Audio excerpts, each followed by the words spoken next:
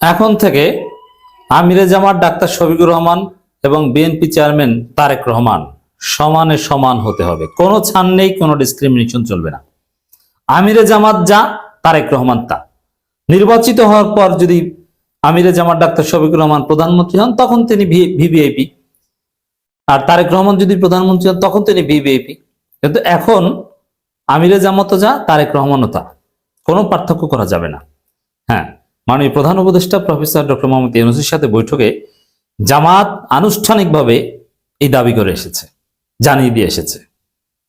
তো দর্শক, এবং এই বৈঠকটারই একটা আলাদা তাৎপর্য রয়েছে। তারেক রহমান সপরিবারে প্রফেসর ইউনূসের দরবারে গিয়েছেন, খাওয়া দাওয়া করে এসেছেন। তা জামাতের কেউ যাবে না? নইলে কেমন হয়? তো জামাতের প্রতিনিধি দল দেখা করে এসেছে। এটা থেকে একটা বিষয় স্পষ্ট হয়েছে যে বিএনপি জামাত সমানে সমান। সমানে সমান শুধু নাস্তা খাওয়া আর ডিনার করার ক্ষেত্রেই হলে হবে না। জামাত স্পষ্টভাবে বলেছে, প্রধান উপদেষ্টার সঙ্গে বৈঠক, আমিরের জন্য তারেক রহমানের সমান নিরাপত্তা চাইল জামাত। একদম অক্ষরে অক্ষরে সমান নিরাপত্তা দিতে হবে রাষ্ট্রীয়ভাবে। দলীয়ভাবে বিএনপি যা করুক, it's up to them, but রাষ্ট্রীয়ভাবে যদি তারেক রহমান 6 জন পুলিশ পায়, আমিরে জামাতকে 6 জন দিতে হবে। কোন সেনাবাহিনীর 11 জন সদস্য যদি তারেক রহমানের গাড়ির পেছনে 10 মিনিট করে দৌড়ান, যেহেতু তারা চাকরি করেন, তারা স্বেচ্ছায় দৌড়াতে পারেন না, তাদের ভালো লাগা সমর্থন এগুলোর কোনো অধিকার নাই, তারা রাষ্ট্রের কর্মচারী।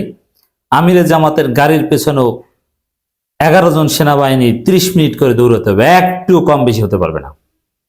এবং যদি কম বেশি হয় তাহলে কারা কম বেশি করছে, কিভাবে করছে, এটা জাতি দেখছে।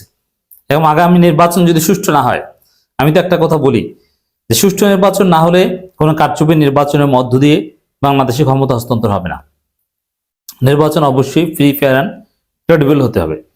সেই জায়গায় যদি নির্বাচন সুষ্ঠু না হয় তাহলে তারেক রহমানকে যে অতিরিক্ত প্রোটোকল দেয়া হচ্ছে, এখন থেকেও যদি দেওয়া হয়, এটা জনগণ হিসাব রাখবে কারা দিয়েছে।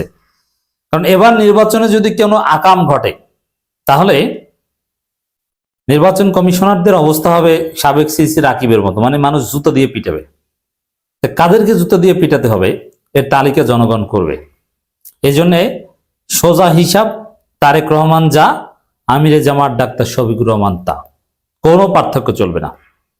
জামাত আনুষ্ঠানিকভাবে এই বিষয়টা উপস্থাপন করতে পেরেছে। আমরা তো বলে আসছি তারেক রহমান দেশে আসার পরের দিন থেকে যে এত লুতুগুতু কেন, ডাক্তার শফিকুর রহমানকে সমান স্ট্যাটাস দিতে হবে, এমনকি চরমনাই পীর সাহেবকে, এমনকি নাহিদ ইসলামকে। অ্যাটলিস্ট অন্যদের মূল্যায়ন না করলেও, সমান মূল্যায়ন না করলেও, বড় দুই দলের প্রধান হিসেবে তারা অ্যাটলিস্ট ইকুয়াল। এই জায়গায় কোনো কম্প্রোমাইজ চলবে না। জামাত এটা আনুষ্ঠানিকভাবে উত্থাপন করতে পেরেছে, এটা জামাতের দূরদর্শিতা। রাজনীতিতে কোনো হুজুরগিরি চলে না। রাজনীতি একটা ক্রুয়েল জিনিস, ক্রুশাল জিনিস, হার্শ জিনিস। এখানে কেউ কাউকে চেয়ার ঠেলে দেয় না, জায়গা করে নিতে হয়। ইসলামী রাজনীতিতেও জায়গা করে নিতে হয়। তো এই জায়গায় জামাতকে তার অধিকার আদায় করে নিতে হবে। এই জন্যই জামাত প্রফেসর ইউনূসের কাছে গিয়েছে, তার কাছে বলেছে।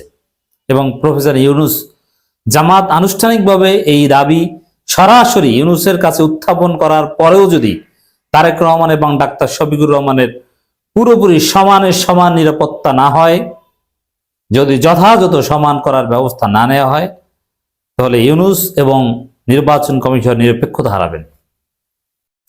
বিশেষ করে এই বিষয়টা দৃশ্যমান হবে 20 তারিখের পর থেকে। 21 তারিখের পর থেকেই তো তারেক রহমান এবং ডাক্তার শফিকুর রহমানের জাতীয় ভিজিট শুরু। তখন থেকে কাকে কতটুকু নিরাপত্তা দেওয়া হয় এটা কড়ায় গন্ডায় হিসাব রাখা হবে। তো দর্শক, দলের আমিরের জন্য বিএনপি চেয়ারম্যান তারেক রহমানের সমান নিরাপত্তা প্রোটোকল দাবি করেছে জামাত ইসলামী। এটা দিতে বাধ্য, যেহেতু দাবি করেছে দিতে বাধ্য, না দিলে নিরপেক্ষ নয়। সহজ হিসাব। কেন, তারেক রহমান কি? তারেক রহমানও সাবেক কিছু না, সাবেক প্রধানমন্ত্রী না, সাবেক রাষ্ট্রপতি না, সাবেক এমপি না, সাবেক মন্ত্রী না, কিচ্ছু না। আর ডাক্তার শফিকুর রহমানও সাবেক কিছু না। তো এই জায়গায় সমান সমান তারা ডিজার্ভ করেন, এতে কোনো সন্দেহ নেই। রোববার রাষ্ট্রীয় অতিথি ভবন যমুনায় প্রধান উপদেষ্টা অধ্যাপক ডক্টর মোহাম্মদ ইউনূসের সাথে সাক্ষাতে দলটির পক্ষ থেকে এ দাবি তোলা হয়। বিকেলে জামাতের আমির ডাক্তার শফিকুর রহমানের নেতৃত্বে 4 সদস্যের একটি প্রতিনিধি দলের প্রধান উপদেষ্টার সঙ্গে বৈঠকে বসেন।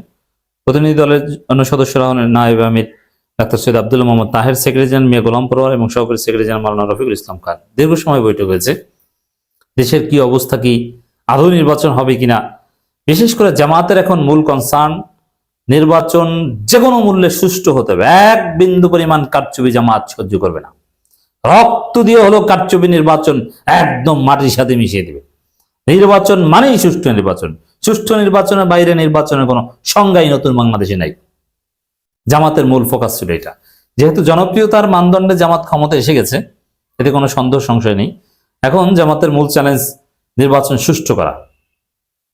যেভাবে প্রফেসর ইউনূসের সাথে আজকে ডিল করেছে, জামাত পারবে বলে আমরা বিশ্বাস করি। জামাতের আমির নিজেই বৈঠকে ছিলেন, কিন্তু যেহেতু আমিরের জন্য তারেক রহমানের সম্মান প্রটোকল দাবি করা হয়েছে, এটা তো সংবাদ সম্মেলনে তার উপস্থিতিতে বলা যায় না। এই জন্য ডাক্তার তাহের সাহেব ব্রিফ করেছেন। নইলে আমির জামাত নিজে এখানে হয়তো ব্রিফ করতেন।